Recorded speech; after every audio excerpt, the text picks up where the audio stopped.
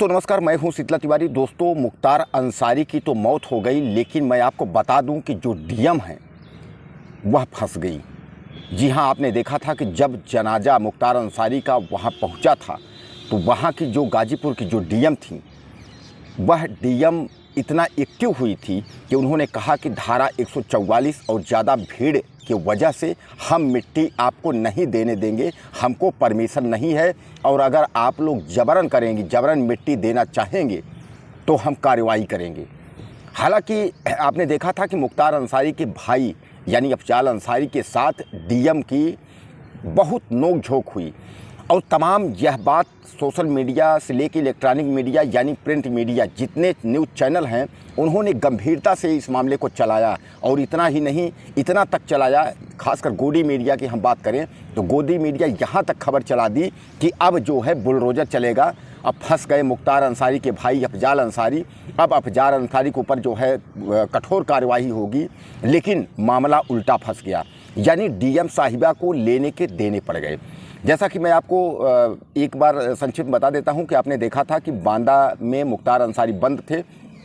इसके पहले मुख्तार अंसारी पंजाब के जेल में बंद थे, लेकिन अदालती कार्रवाई के जरिए योगी सरकार उनको जो है बांदा में लाया और बांदा में लाने के बाद हालांकि मुख्तार अंसारी ने यह आरोप लगाया सरकार के ऊपर, जेल प्रशासन के ऊपर, कि हमको जो है वो स्लो पॉइजन दिया जा रहा है, जहर देकर हमको मार देने की जो है वो प्रक्रिया जो है बनाई जा रही है, साजिश की जा रही है।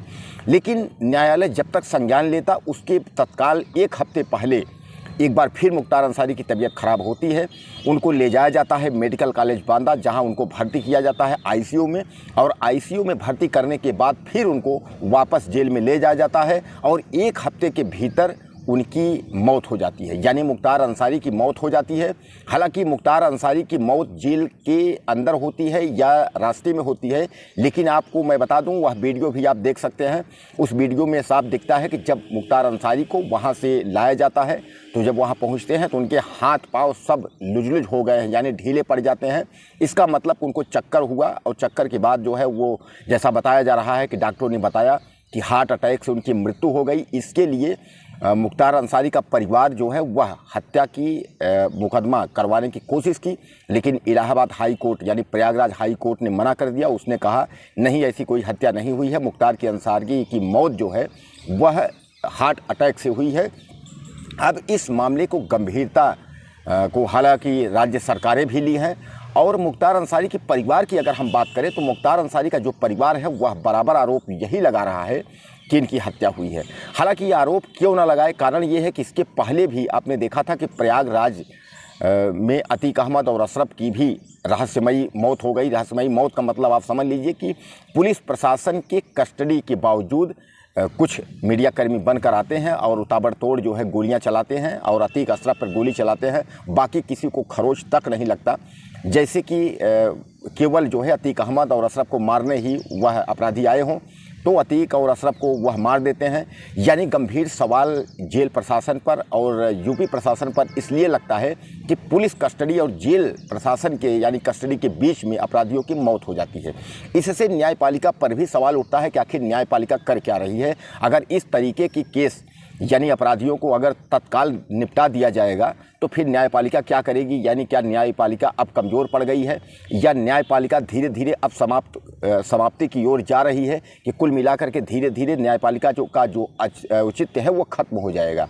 हालांकि न्यायपालिका भी सज़ा देती है, न्यायपालिका भी फांसी तक लटकाती है, न्यायपालिका उम्र कैद की सज़ा देती है, आजीवन कारावास करती है, लेकिन न्यायपालिका को जब मौका मिलेगा तब वो कर पाएगी। कारण ये है कि यहाँ तो अपराधी अगर कोई क्राइम करते हैं तो उनको तत्काल निपटाने की प्रक्रिया बना ली जाती है यूपी प्रशासन और जेल प्रशासन के द्वारा।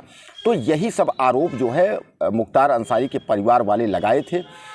अब जो हम आपसे आज जिक्र कर रहे हैं कि उसके बाद उनका जनाजा यानी यहाँ से अर्थी उनकी यहाँ से जाती है, उनकी मिट्टी उनके घर पहुँचती है, और जब वहाँ पहुँचती है तो वहाँ जो जन सैलाब है वो भारी तादाद में उमड़ जाता है।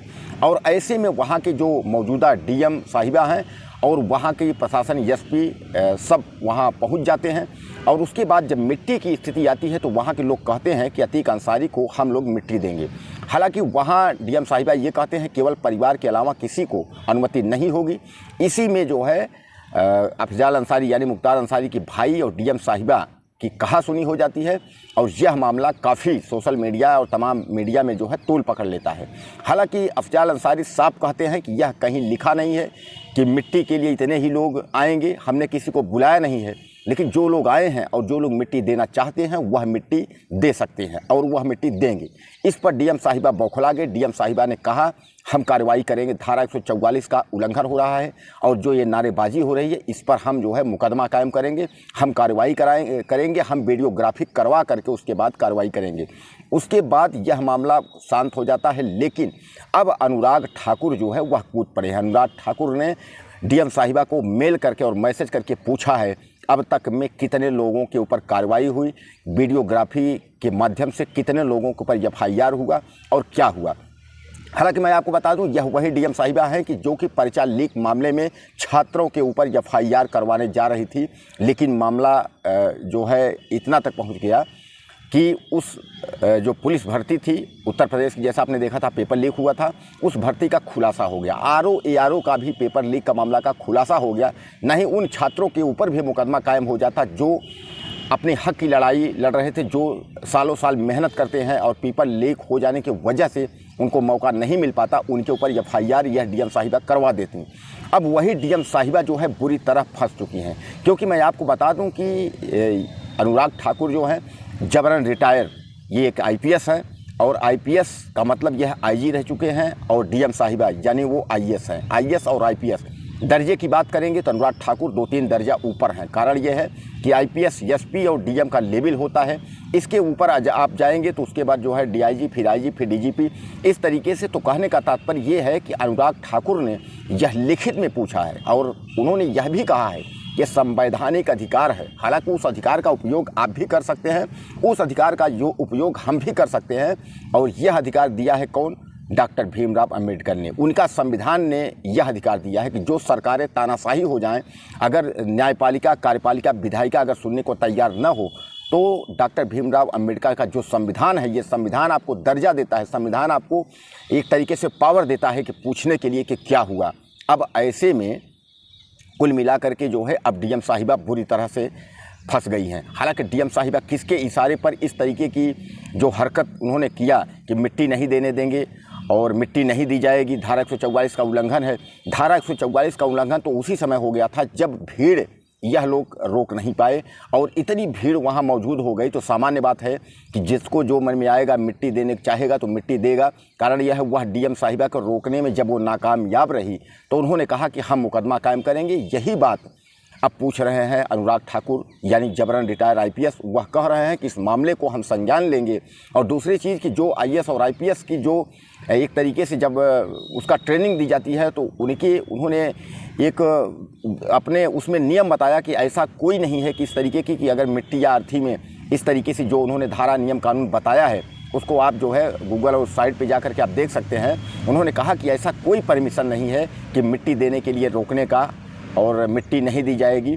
धारा 144 है, उसके लिए पहले से व्यवस्था की जाती है कि यह व्यवस्था ज़्यादा इतनी भीड़ के तादाद परिवार के अलावा कोई और नहीं पहुंचेगा। लेकिन जब आपने भीड़ नहीं कंट्रोल कर पाया और इस तरीके से जो तूतू मैमय हुई, इस तूतू मैमय के चलते वह जो डीएम साहिबा हैं वह बुरी तरीके से फंस चुकी हैं।